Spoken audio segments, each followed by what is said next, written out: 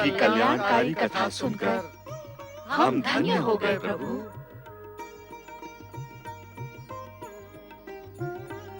शिव भक्त कणप, आपने अपना नाम महान शिव भक्तों में अमर कर दिया। आप दोनों शिव भक्तों को नारद का सादर प्रणाम। आप हमारे पूज्य हैं देवऋषि, आप हमारे प्रणाम के अधिकारी हैं। नारद, इन शिव भक्तों की कथा तुमने सुनी और यह भी जाना कि भक्ति के कारण भक्त कहां तक पहुंच सकता है।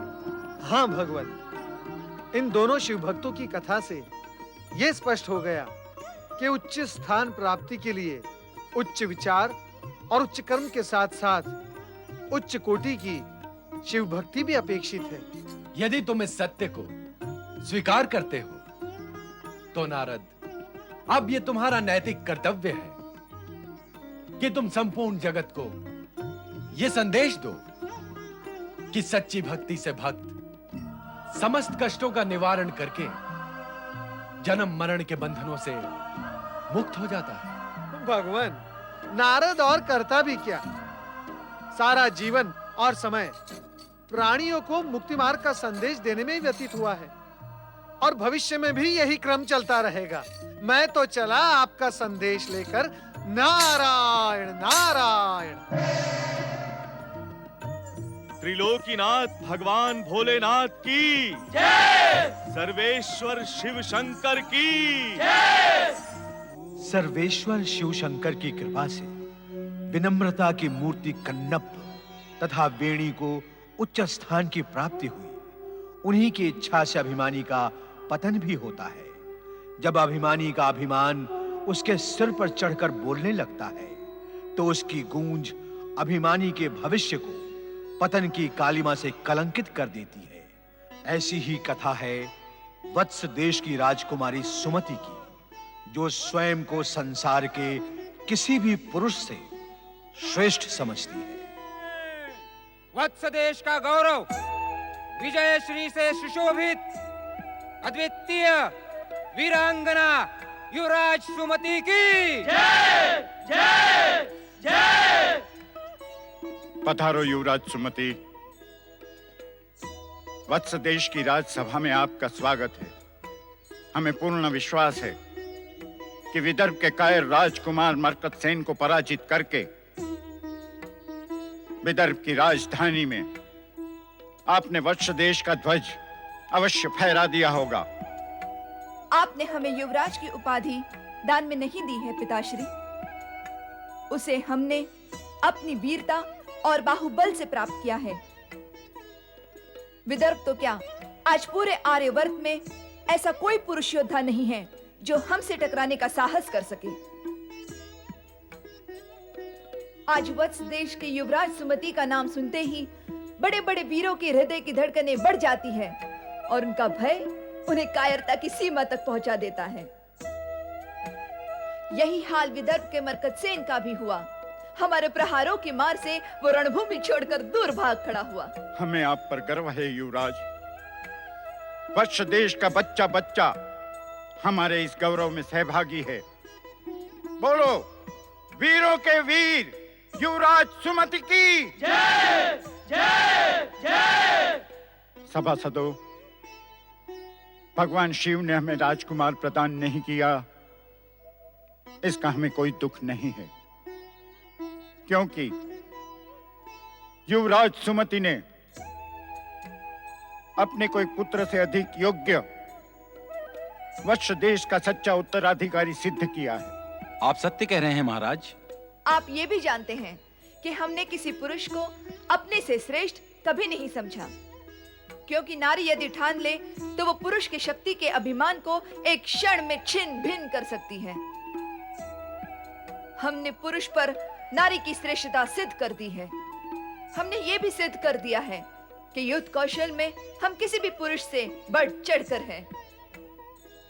जो भी पुरुष युवराज सुमति से टकराएगा वो चूर चूर हो जाएगा।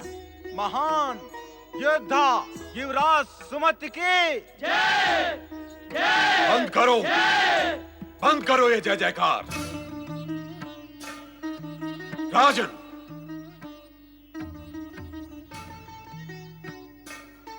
सावधान राजन, रोकिए ये जय जयकार। ये सत्वहीन जय जयकार राजकुमारी सुमति के पतन का कारण हो सकती है। राजन, ये जय जयकार राजकुमारी के झूठे अभिमान को बढ़ावा देगी और ये उसे पतन की ओर ले जाएगी। राजगुरु धूर्जटी, ये क्या कह रहे हैं आप? लगता है राजगुरु धूर्जटी की बुद्धि भ्रमित हो गई है। हमारे किसी शत्रु ने इन्हें हमारे विरुद्ध भड़का दिया है। छोटे मुंह बड़ी बात न कर वाचाल राजकुमारी। शिव भक्त धूर्जटी की बुद्धि का लोहा सारा देश मांगता है। अरे हमने ही तुझे कूटनीति और राजनीति के पाठ पढ़ाए हैं और तू ही हमारे अपमान पर उतर आई है। हमारी श्रेष्ठ बुद्धि को भ्रमित कहती है तू। हाँ हाँ राजगुरु धूर्जटी, आपकी बुद्धि भ्रमित ही नहीं पतित भी हो चुकी है। जो राजगुरु अपने ही राज्य के युवराज से ईर्ष्या करने लगे, उसी की राज्यसभा में उसको अपमानित करने लगे, तो समझ लेना चाहिए कि उसकी बुद्धि उसका साथ छोड़ चुकी है। अब आपकी बुद्धि ही नहीं, आपकी निष्ठा भी विश्वास के योग्य नहीं रही। आप जिसका नमक खा रहे हैं, उसी के विरुद्ध विश्वमन कर रहे हैं। सुमति, अपनी जिह्वा को वश में रख, अन्यथा परिणाम बहुत बुरा होगा। शांत हो जाइए राजगुरु, शांत हो जाइए। पुत्री, तुम संयम से काम लो। राजगुरु के विरुद्ध कुछ बोलना ठीक नहीं है। संयम तो इन्होंने तोड़ा है पिताश्री। आश्चर्य है, आप अपने युवराज का यह घोर अपमान सहन कैसे कर रहे हैं? मैं आपके स्थान पर होती तो अब तक धूर्जटी या तो बंदी बना दिए गए होते या फिर इनका शीश धड़ से अलग होकर राजसभा में लुढ़कता दिखाई देता। तेरे खड़ग से भयभीत होने वाले हम नहीं हैं सुमति। हमें अपने प्राणों से अधिक नीति, न्याय और सम्मान प्रिय हैं। तुझे अपनी झूठी वीरता को कलंकित करने की इतनी ही इच्छा है तो उठा अपना खड़ग और कर दे हमारा शीश धड़ से अलग। हम भी तेरे पतन की पराकाष्ठा देखना चाहते हैं। मेरे क्रोध को और ना भड़काओ धूर्जटी, इसी समय निकल जाओ यहाँ से। तूने अपने राजगुरु का अपमान करके हमें वत्स देश के राजगुरु पद को त्यागने पर विवश किया है सुमति। हम इसी समय महाराज भद्रसेन द्वारा प्रदत्त राजगुरु के पद को त्यागते हैं और आज के बाद हम इस राज्यसभा में झांकने भी नहीं आएंगे। महाराज भद्रसेन, सुमति को सिर पर चढ़ाकर आपने अपने सर्वनाश को निमंत्रित किया है। अपने जाने से पूर्व हम आपको सावधान करना अपना पावन कर्तव्य समझते हैं। पुरुष की वेशभूषा धारण करने मात्र से कोई स्त्री पुरुष नहीं बन जाती। जो स्त्री स्त्रियोचित लज्जा और मर्यादा का त्याग कर दे, वो अपने पिता और पति दोनों के कुल को कलंकित करती है। अब भी समझ जा सुमति और अपनी नारी की मर्यादा में वापस आ जा। अपने सुमति नाम को सत्य कर दिखा तू। बस बस, बहुत हो गया। पिताश्री, धूर्जटी से कहिए हमारी आंखों से ओझल हो जाए, अन्यथा इनकी हत्या का पाप आपके सर लगेगा। अब तेरा सर्वनाश निश्चित है धूर्त राजकुमारी। हम जा रहे हैं, सदा सदा के लिए इस राज्यसभा को त्याग कर।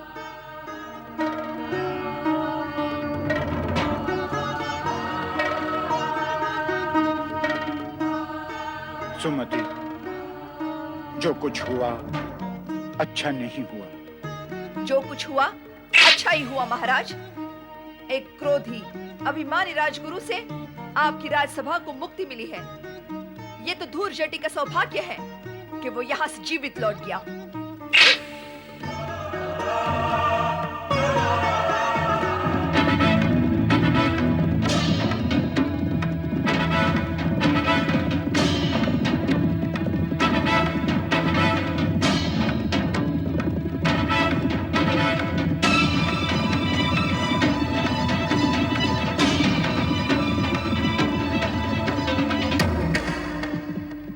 युवराज वज्रसेन, इस वन में आखेट योग्य तो कोई पशु दिखाई नहीं पड़ता। हम भी यही सोच रहे हैं वरुण। आज एक भी आखेट हाथ नहीं आया। हमारा कितना समय वन में भटकने में ही नष्ट हो गया। सुना है इस वन में बारहसिंगा मृग अधिकतम दिखाई देते हैं। हमारी इच्छा थी कि आज किसी भयानक पशु से मुठभेड़ हो। बेचारे मृगों को मारना कोई वीरता की बात नहीं है। सत्य है युवराज, परंतु हमें कुछ देर विश्राम करना आवश्यक है, क्योंकि हमारे साथी भी जल के लिए व्याकुल हो रहे हैं। ओम महारुद्राय स्वाहा। वो देखो, दूर एक आश्रम दिखाई दे रहा है। वहीं जल मिलेगा। कुछ देर विश्राम भी कर लेंगे। ओम महारुद्राय स्वाहा। ओम महारुद्राय स्वाहा। युवराज, उधर ना जाएं। यह आश्रम हमारे घोर शत्रु भद्रसेन के राजगुरु धुर्जटी का है। मैं पहले भी एक बार गया था, अपमानित होकर लौट आया।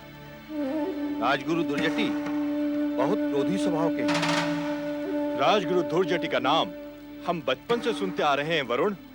कूटनीति और राजनीति के गुरु के रूप में इनकी समानता कोई नहीं कर सकता। अब स्मरण हुआ, पिताश्री भी बहुत पहले मुझे इनके पास ले गए थे, मुझे इनका शिष्य बनाने के लिए। परंतु इन्होंने अपने शत्रु के पुत्र को शिष्य बनाना स्वीकार नहीं किया था। फिर तो उनके आश्रम में जाने का कोई प्रश्न ही नहीं उठता। ये हमारे शत्रु के राजगुरु हो सकते हैं, परंतु हमारे शत्रु तो नहीं है। और इन जैसा ज्ञानवान व्यक्ति किसी अतिथि को कभी निराश नहीं करेगा। चलो।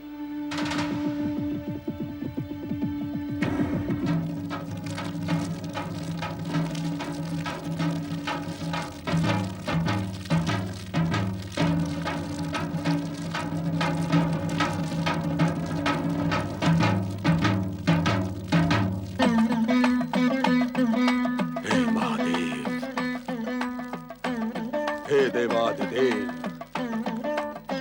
आपके इस भक्त का ऐसा घोर अपमान, ऐसा तिरस्कार आज से पूर्व कभी नहीं हुआ।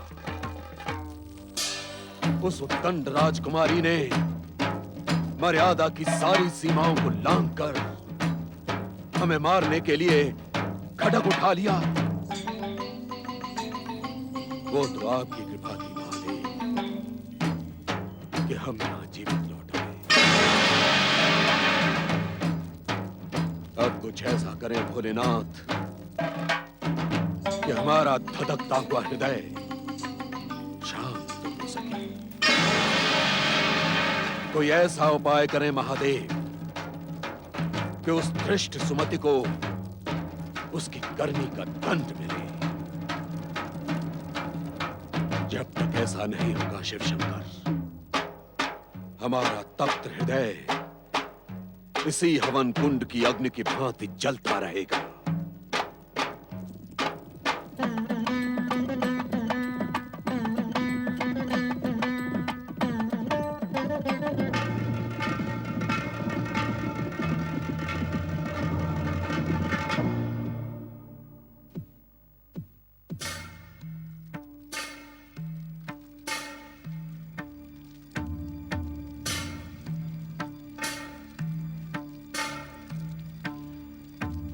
प्रणाम गुरुदेव।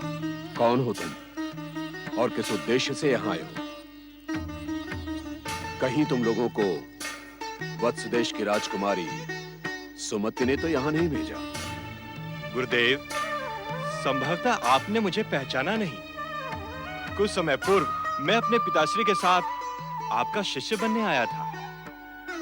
आपकी स्मृति तीक्ष्ण है, आपकी बुद्धि का सभी सम्मान करते हैं। ऐसा हो ही नहीं सकता कि मैं आपकी स्मृति से ओझल हो जाऊं।